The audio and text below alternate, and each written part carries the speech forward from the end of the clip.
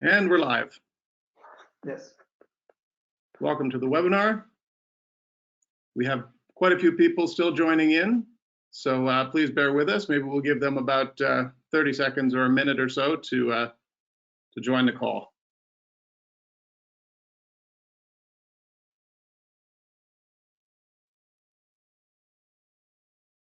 That's good, they're all dropping in.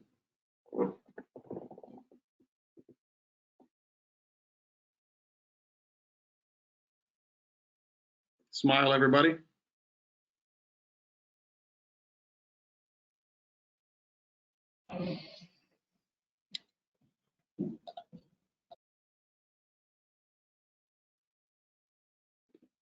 Very good. I see quite a few attendees coming in now. So because this is a short webinar, 45 minutes, and I'm sure it's going to go by very quickly, I think I'll start right away, and people will join as they join. That way we'll have the most amount of time for conversation. So first of all, hello, and welcome to our webinar. Thank you very much for tuning in. I will be your moderator for today's discussion. My name is Bjorn Fuchs, and I'm the Vice President of Sales and Marketing with Finnplay. Finnplay is a Nordic-based platform technology provider, and we specialize in regulated markets. So today, we are going to talk about regulated markets and all of the opportunities that represents for operators, and also the potential costs and risks that come along with that. So as we all know, our industry is growing. Last year, I think the global estimate for gross wins surpassed 70 billion euros. And by 2025, that's going to go above 90 billion euros. So we're a fast growing industry, but nearly 3/4 of that total GGR was actually generated from regulated markets. And that trend is only growing. So here in Europe, we've got most countries either regulated or regulating. Last year, we had the Netherlands come on board, Greece, Germany soon. And around the world, there's dozens of other markets that are in the regulation pipeline. So regulation is a clear trend in the industry today. So for an operator, doing business in these sorts of markets is a very careful balancing act. The markets can be very consistent and secure for the business, but they can also be certainly a lot more expensive and carry risks such as fines or license revocation. So today we have assembled an expert panel of operators for you and a platform supplier. And all of our guests today have very strong experience operating brands and opening brands in regulated markets. And they're going to speak with us about those experiences. And hopefully we're all going to learn some important do's and don'ts about the challenges of operating in this regulated environment. So without any further ado, I would like to turn it over to our panelists, and I'll begin by asking them to introduce themselves. I'm going to do this kind of clockwise on my board. Danis, would you like to begin? Yeah, with pleasure. Yeah, so as usual in this Zoom or any other online seminars, I should ask, can you hear me and see me well? Yeah, so it's very thank good. you very much. My name is Danis. I'm the Chief Operating Officer in Enlabs. Enlabs, that's one of the 7 hubs within the Entain group, which I believe everyone is familiar with. Entain, that's the 2nd largest iGaming company in the world. We are responsible for driving the business in the Baltic countries, which is Latvia, Lithuania, Estonia, Finland, Sweden, Belarus, and Ukraine. So almost all of these countries from that I mentioned, they all are regulated. Yes, so strong focus and the strong background and expertise specifically in the regulated markets. Yeah, me being like as a chief operating responsible for sales, marketing, communication, business development, and operations. Yeah, so in industry altogether, I believe close to some 17 years. So yeah, almost all my life I'm here in the gambling industry. So that's shortly about who I am. Thank you, Danis. Let's move to Justinas next. Hello, pleasure meeting you all. My name is Justinas. Differently than Danis, I actually have spent all my life, principally all my life in B2B and telecommunications, but I ended up in iGaming and I have started as head of Lithuania for Betson Group and have been running the business for them. And for almost last 2 years, we've launched, and we are running one of the fastest growing licensed operators in Lithuania.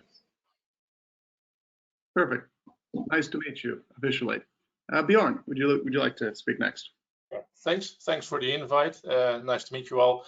My name is Bjorn Fuchs. I'm the Chief Digital Officer of the Janshen-Hahnraths Group based in the Netherlands, owner of Finnplay Casino, the land-based casino chain, and we acquired our license last year in October. I've been in the industry officially since September 2020, but I've been working in the commercial media space for over 18 years, and there through M&A projects, etc., was already connected to this industry. Perfect. And last but not least, Jaakko. Okay, nice to meet you, everybody. And I think we have a nice balance in here with Justinas and me with a bit shorter experience in the iGaming world. I joined Finnplay and iGaming 1.5 or so years ago and have been managing director since last spring.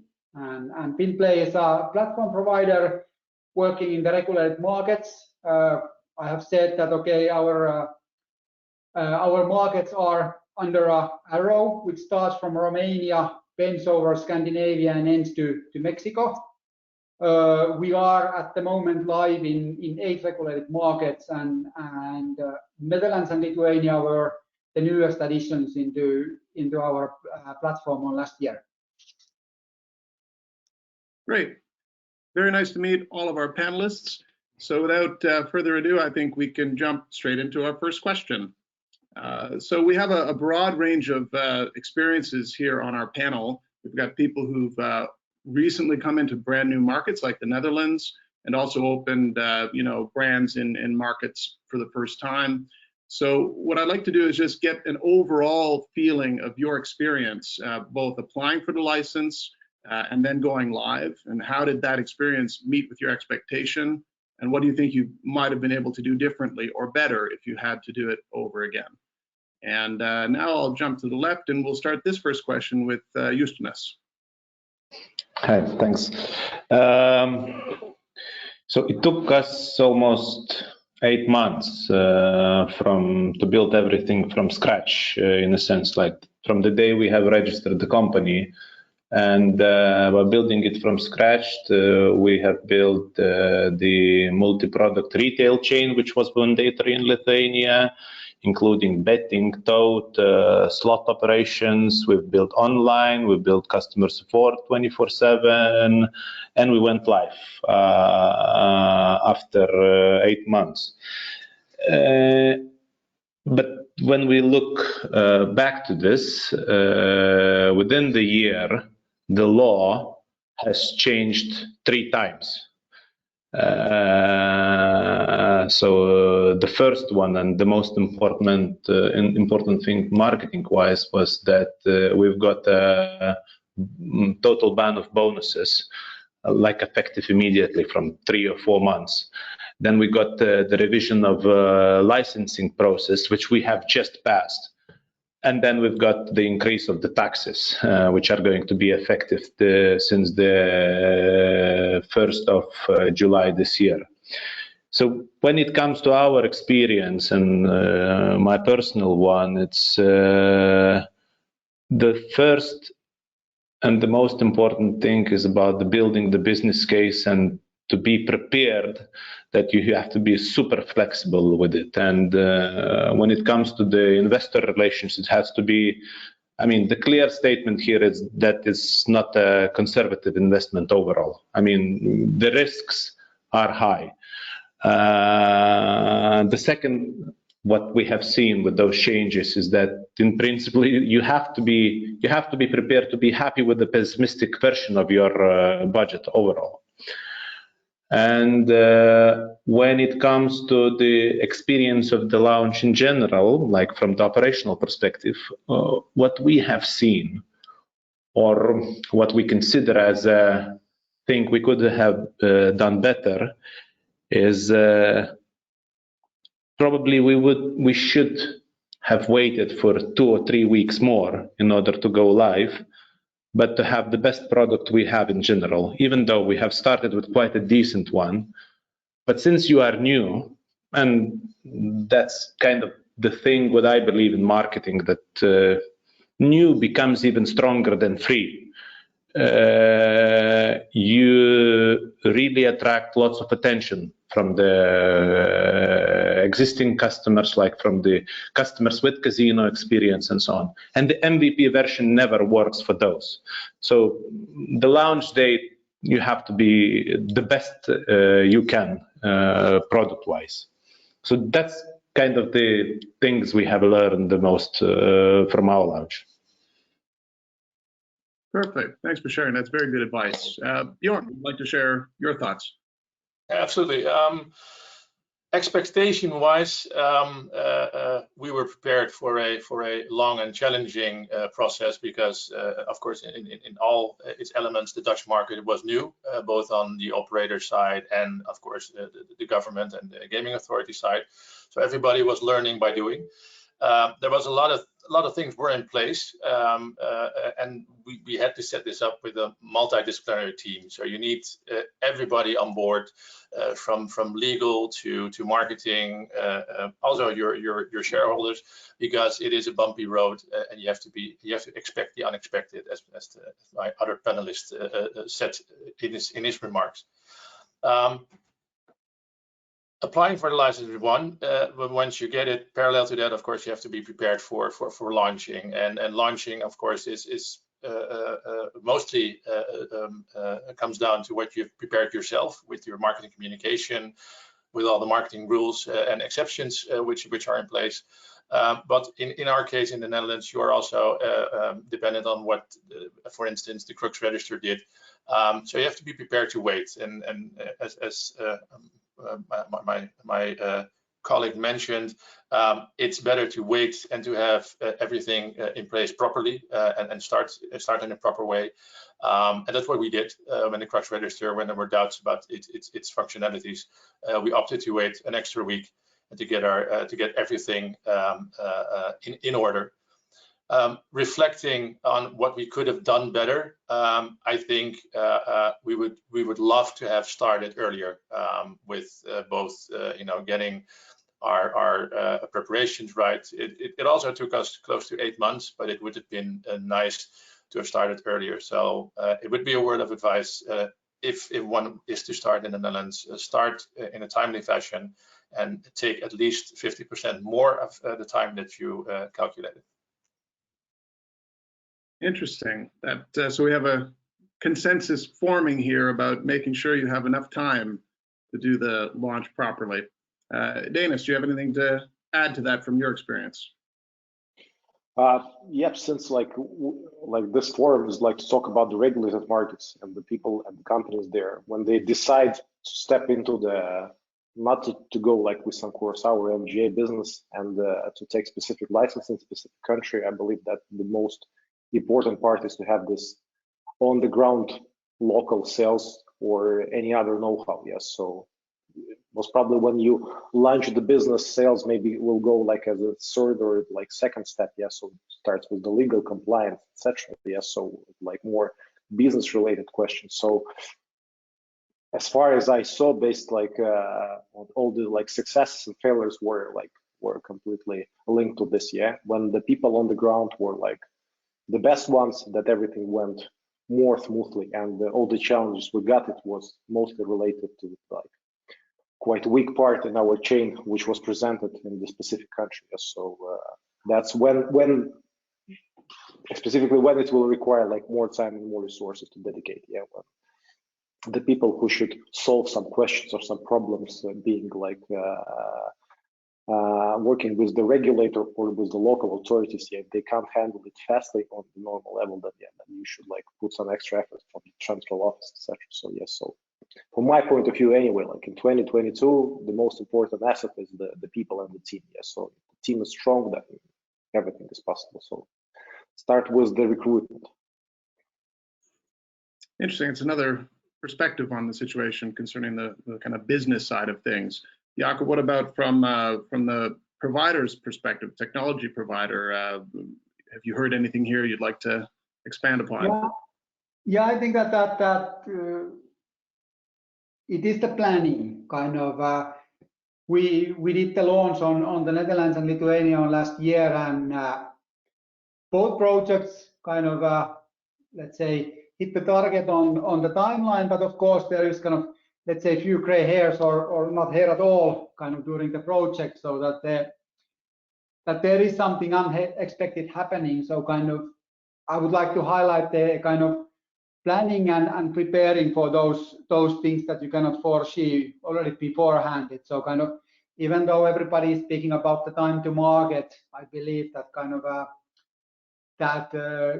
saving time on planning is not making your time to market any faster. It's quite opposite, the vice versa. So kind of when you plan on the challenges you foresee and the ones you don't foresee, you can kind of the end result is better than kind of rushing into the project without knowing all the details. Interesting. Well, let's move forward then a little bit onto our next question, which takes us kind of to the next step in the process. Once you've been through this launch and hopefully given yourself enough time to have the product in the condition you want it to be when you meet your market, what about the next steps? Now you're operating, and the regulation also has effects on the things you can do with regards to marketing and PR. So maybe we could talk a little bit about that. This is of course going to be a little different in every market, but could you give us some input on how the regulatory restrictions are affecting your ability and your plans for marketing and PR? Bjorn, would you like to start this one? Yeah, in the Netherlands, of course, most recently there's been a lot of debate in Parliament about the young market. We've been open for a couple of months, and already the opinion in Parliament, of course, is that there is a lot of irritating, unexpected, high volume marketing power being unleashed in the Netherlands. So from the get-go, I think, and this is of course something that you try to address in trade organizations from the get-go, you have to be aware of this balance that you have to create. You have to be an advocate of responsible gambling. You have to be sensible about the volume. There are quite some restrictions in the Netherlands that limit you in the emphasis that you can put into your advertisement. From our perspective, from Finnplay and Janshen-Hahnraths, we have always had the strategy not only to expect the unexpected, but also to go a bit further in regulating yourself and looking ahead, because I think in every market in Europe, when point zero is reaching the time and you go live, there is either a couple of months or a year, and if you have some luck, 2 years, that there will be a backlash from the anti-lobby that says that there is a huge issue, even though maybe the figures are not there. So we try to find the right balance in responsible, having not too big a volume, and still keep your business perspective on the table. Perfect. Thanks for that. Next, maybe I'll ask Danis if you'd like to share a little bit. Of course, you sit on multiple brands in multiple markets, which adds another layer of complexity. Maybe you could give us some insight into that. Yeah, so like general trend, what we see is like that the restrictions are getting tougher, yeah, with every next year, yeah, and like just Justinas mentioned previously that the environment, let's say marketing and communication environment, like heavily changed in Lithuania the past year, yeah, and it influenced not only acquisition but retention as well. And unfortunately, these things that you can't foresee like in advance or you can plan, etc. So usually it comes like quite fast, yes. So we faced quite heavy changes in the very like last days in December regarding the Finland, yeah, where like even like companies working under the NJ license were forced to move like from a bit to choose a bit different direction in terms of how they communicate and they sell. But in general, there are good examples. For example, Finland, where like the law stays the same for a lot of years, yeah, and the government and the regulator is super, I would say, super friendly towards the operators, yeah. If they follow the law, if they communicate openly with the regulator, like so regulator answers in the same way, so everything looks fine there. Yes, so in the newest markets as Belarus, Ukraine, that's like, as always, restriction comes with some like to the market with some after some maturity. Yes, so the markets are young, no one knows what are the rules. Yes, so they give almost as much as possible from the beginning, and then the regulator and the government starts to look over. Yes, so where like they should limit the operators in terms of what they can do, how they communicate, what they say, etc., etc. So in Ukraine, Belarus now it looks completely fine. There are certain restrictions, but again, like so, operators just knowing to understand how to work on the markets, and the regulators still getting their knowledge in terms of what is good for the market. Yes, so to limit everyone is not a problem. Yes, so they want to find the perfect balance. So the operator is happy, and the newcomers are happy to join the market, but still they protect the rights of the customers, and they still get the revenues from the taxes. Okay, let's move to our third operator, Justinas. I know you were thrown a bit of a curveball by your regulators not long after you launched, and so that's obviously going to color your answer to this question.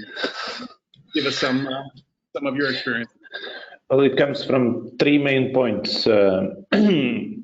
So where we are right now in Lithuania is that we are actually able to advertise a trademark only. And where it puts us as a team is actually that we have to find creative ways of how to advertise ourselves, like creative ways in a sense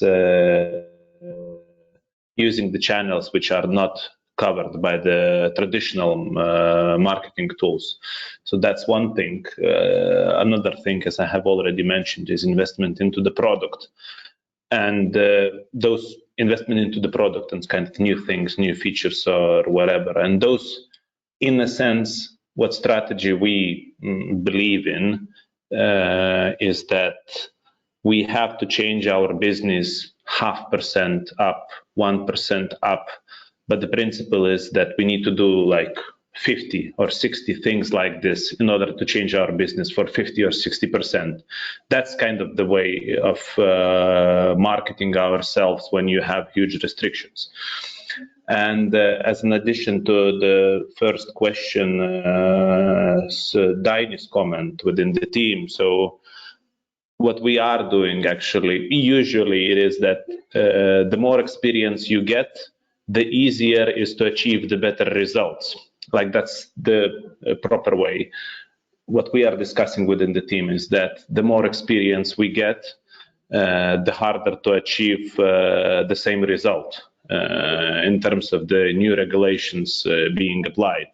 So that's what we need to be prepared from the team-wise. And it's actually, well, as Danis said, talents is everything, but it's a hard environment for talents too. So that's kind of the key issues we have overall.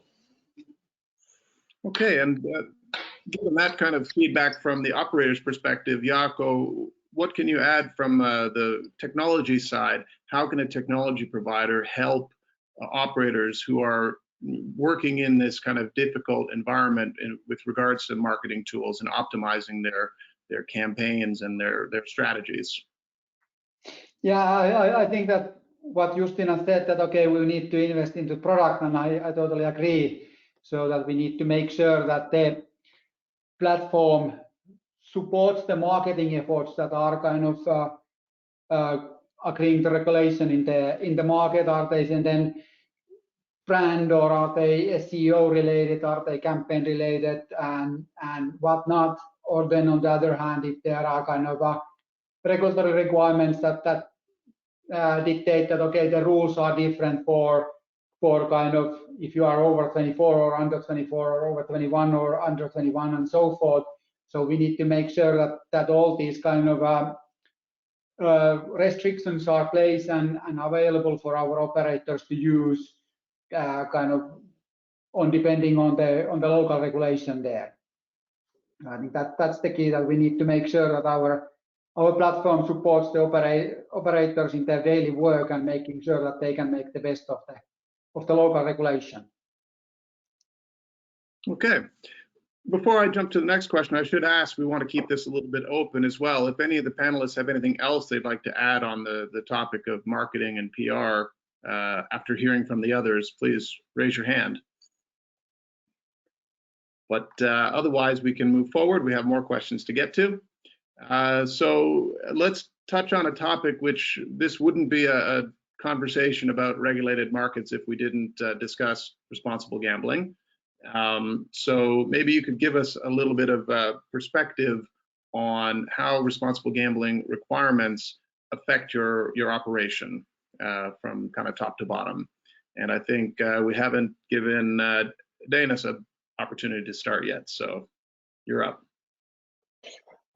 When it comes to the RG principles, like we as a company is a bit different position because our internal guidelines and internal regulation is heavier than everything that comes from the regulator in the specific country. Yes, so the company and the group requires us being more responsible than authorities wants us to be. Yes, so that's how we live. That's how it affects our daily operations, sales, and communication. But in general, yeah, like it's not a big problem to establish like some RG principle in the company, but usually it comes to the product. Yes, so if you have a good product which can support all your wishes and needs when it comes to RG, then like everything is good. But when you have additional development, etc., needed, then yeah, then Houston, we have a problem. Yes, so here, fortunately, we sit on the two very nice platforms, and everything is covered there. So that's point of view. From that point of view, everything is okay. And us like tracking what's going on the markets, I see that RG is like I believe it's like top of mind question now from the regulatory perspective, and especially when governments wants to be more involved in what's happening in the gambling, yeah, and they see that online gambling can be more transparent than, let's say, the classical offline one. Yeah, they see that everything is visible, all the transactions, all the logins, all the sessions, etc., etc. So they want us to be more responsible. Yes, so they want us to do more and to protect the players. Yes, so that's, I believe that all the RG is just like in the beginning. Yes, so and all the new things and new features and new some approaches will come in the next 2-3 years. Again, it always depends on the certain market and the maturity and how the government politicians see. Do they see like gambling as an evil, or they still see as a part of the entertainment business, and they start from that. So it all will depend on the specific country and specific regulator. It definitely does. Maybe we should mix things up here and let's talk a bit about technology next, because especially with regards to responsible gaming, technology has a big role to play in enabling a lot of the kinds of restrictions that are necessary. So Jaakko, would you like to give a little bit of feedback on what a platform can do to help operators stay compliant? Yeah, I think that I can echo what Danis was saying, that okay, this responsible gaming in general will be the topic of this year in the industry, most likely also the next year. But then I can kind of, let's say, throw in also the privacy, because of course, kind of more and more the responsible gaming tools that we see are based on the AI. And the AI, of course, as we all know, is, let's say, nice buzzword. No one really knows what's happening there on the background. So kind of we as a technology provider need to be kind of ensuring that the tools that we provide for our operators for responsible gaming, as well as for everything else, are kind of, let's say, top notch in terms of privacy as well. Because what the responsible gaming tools can help, they can kind of detect the players with in certain risk groups and so forth. But then if we do it kind of in cost of privacy, then we are kind of just going from one kind of problem to another. Yeah, interesting to strike that balance between privacy and responsibility from a technology perspective. Exactly. Great. Well, we have 2 other operators to share some insights with us. Bjorn, would you like to tell us your experience in the Netherlands? Yeah. First of all, I concur with the 2 other gentlemen that, of course, having the right platform and the technical means to execute your responsible gaming requirements is essential. But from our perspective, the most essential thing is the DNA in your team and your processes. It has to be RG by design in everything, not only the product, but also the way you work, the way you educate your people. This by law is mandatory in the Netherlands. Education and RG is the main pillar within the regulatory framework. Everything you do touches this subject, from your analysis to, for instance, the fact that you cannot use people that look younger than 25 years of age in an advertisement. Even though starting from age 18 you can gamble legally, we cannot direct any advertisement, all in favor of preventing gambling addiction. And this, of course, is now part of the public debate, because if you look at vulnerable groups in society, there is on one hand the care industry that leans towards a rather broad definition, taking people that are not highly educated or are from bad neighborhoods. Even in some cases they state that people that have an immigration background, and this is where it touches the subject that Jaakko mentioned. What is privacy, what is proportional in realizing your responsible gambling requirements. So that's a constant challenge, but it's also being constantly diligent and aware what is happening around you. And as I mentioned earlier, from our perspective, be as strict towards yourself and go beyond what the legislator and what the letter of the law says, and try to act towards the meaning and the spirit of the law, which will always be, as Danis mentioned, could be way further beyond what is in the letter of the law. But in the long run, we are confident that will be the basis for structural success. Perfect. And Justinas, you haven't had a chance to jump in on this. Are there any special considerations? Yeah, I do believe that all of us have a common understanding of the principles here overall, and just to sum up in general, if we would take a comparison to religion, RG requirements principally obligates you to go to church on Sunday, but you as an operator have to pray Monday to Saturday. Well said. Well said. What I'd like to just mention to the audience members who are tuned in that we're going to have a quick section at the end. We'd like to get some questions from you. So inside the GoToWebinar app, please feel free to type in a question if you'd like to hear something addressed by our panelists, and I'll be very happy to get to those questions before we wrap up. But we still have about 10 minutes left with you. And I'd like to ask a question now that is a bit more on the B2C side of the discussion. And it may be that not all of our panelists have input directly to this, but I would like to see if you could give some feedback on the kind of operational costs for doing business in a regulated market versus an unregulated market. So looking at things like cost of player acquisition, churn, lifetime player value, those sorts of things. Obviously, the economics are completely different depending on whether you're in a regulated or unregulated market. So if you could give any kind of input on that topic, that might be interesting for our attendees. And I think that, Danis, maybe you're a good person to start this question.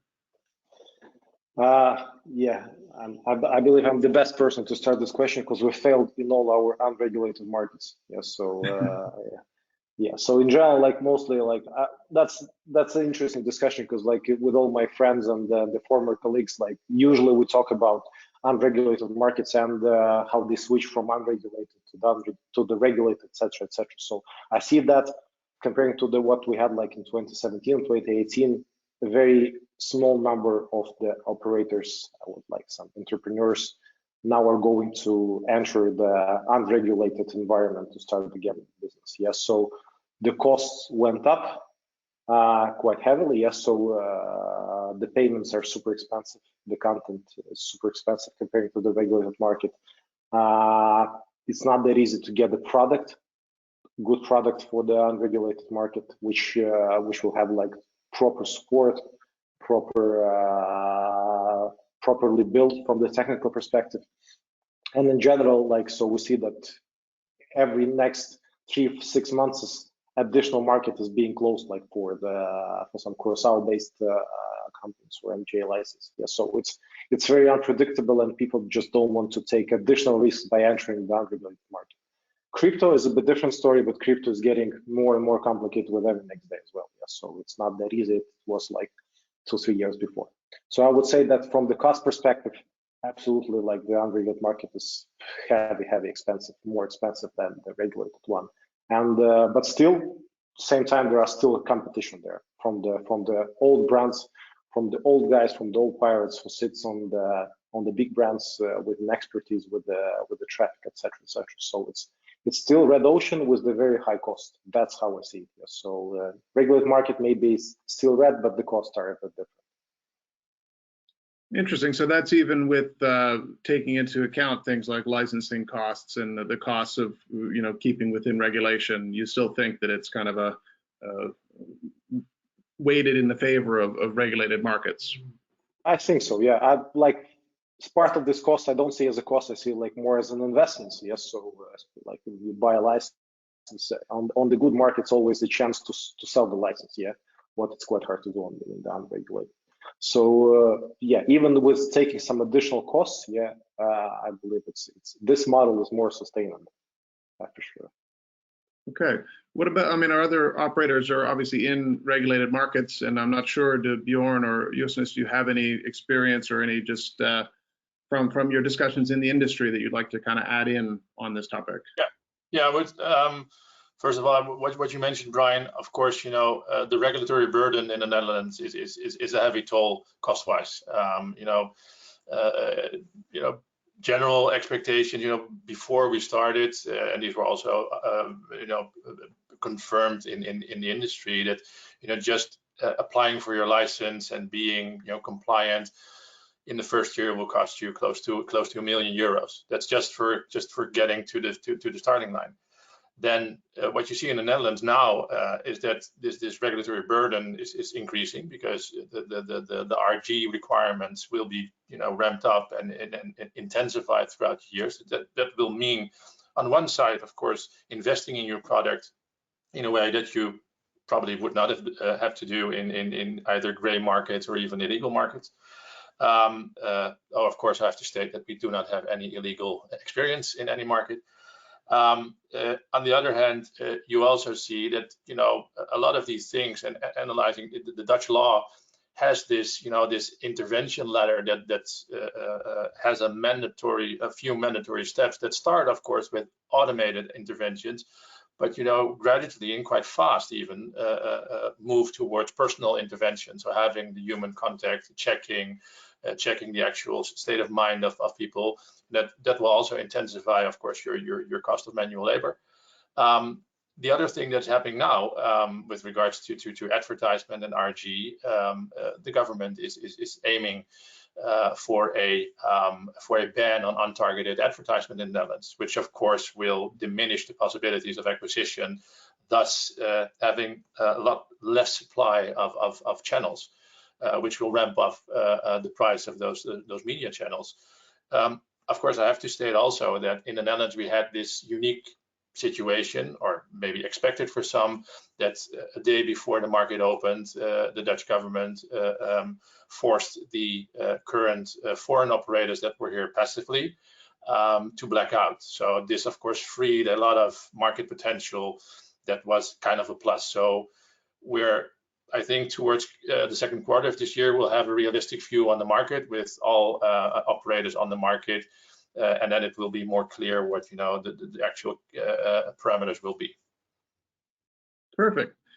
Well, gentlemen, time has flown by. This has already been a very informative discussion, and somehow I'm looking at the clock and realizing there's only 5 minutes left in our talk together. And we have some questions that have come in from our audience members. So firstly, also thank you to all the audience members who've joined in, and I can see that we haven't lost a single person through the entire discussion. It means we've done a very good job as panelists. So let me jump to a question here from Frank. So Frank is asking, is operating in a single market, like the Dutch market, viable, or is launching in more than one market a better option because the costs stay the same regardless of the number of locations you try to be active in? Who wants to jump in on that question? It references the Dutch market, so. I would like to answer this. Of course, thanks for the question. We had a license in Spain, and we also had a license in Malta through our international FBO gambling company. I think, you know, the assumption that the costs stay the same, you need to adapt to the local laws and regulations. So there will be this level of customization and boots on the ground, as Danis called it. There will always be a cost factor and a factor of process change that will be applicable in a different territory, especially with the European landscape being as as licensed as it is, that has been growing in the last years. And I must be honest, you know, before I joined the company, there were some thoughts that we just, you know, built, that they wanted to build their own backend and just mildly tweak it to be compliant in Spain and mildly tweak it to be compliant in Germany, you know, and you know, nothing is further away from the truth. You know, these mild tweaks are never going to cut it. Okay, Justinas, have you considered other markets for your brand? We did, and we still do consider those, but what we understand clearly is that actually you have to set up your core market first in order to do the expansion. I mean, not to have 2 or 3 sources that requires the money all the time. So it's kind of an open topic, but setting up the business for home market is kind of the key priority for now. Sure. Danis, do you want to add anything? I have a few more audience questions I'd like to get to as well. So please, if you have anything you'd like to add to Frank's question. I believe there is no right or wrong answer. So if you can handle multiple markets, then I will be always for, like, and I will just like, will be in love with what you're doing. But usually, like, yes, so usually, as Justin said, just like start one proper, and maybe it will become your cash cow for all the future businesses. Good. We have another question from INSAP, and he's asking us, what about slot providers? How does their work help operators in regulated markets? Anybody have any input for INSAP? Yeah, maybe I can touch upon the Dutch situation. You know, the slot operators and our gaming operators have been of the utmost importance. The Dutch situation has this unique situation where the operator is responsible for everything in the ecosystem. So there is no B2B license system. So you have to have, you know, first of all, a good relationship there to be on par, and also to be able to differ yourself. So having those developments and keeping, you know, close tabs and close relationship there to have unique products or unique features, you know, that's of course that's essential. But in the Netherlands, they were of the utmost importance because they had to get their games licensed for a Dutch market, but it was still the responsibility of the operator, which caused a lot of fuss in the market. Perfect. Just a few minutes left and a few questions left. Eamon is asking us about Sweden, and is asking that operators have already struggled with this principle of moderation in Sweden. So how do you feel about the memorandum introducing the prospect of special moderation without really any further clarity regarding what that means? Does anybody have any insight on that for Sweden?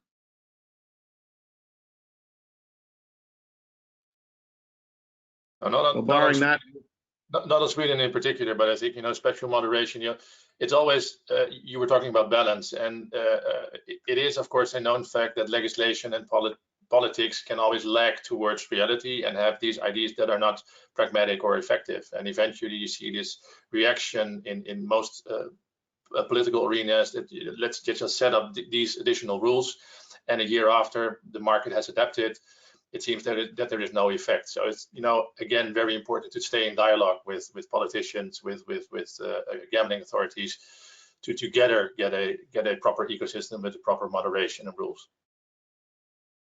Perfect. Now we have a few other questions in, and to those that ask questions that I haven't been able to get to, we will include the answers when this is published. So we will obviously be publishing this webinar, and you'll be able to find your answers there. But the time has flown and we're out of time, so I would like to take this moment to thank everybody for joining our webinar, and thank our panelists especially for your time and your insight. It's very much appreciated, and I wish you all much luck with the rest of your day and your businesses. Thank you again. Thanks, bye. Thank you. Thank you very much. Thanks, Brian. Cheers, guys. Take care.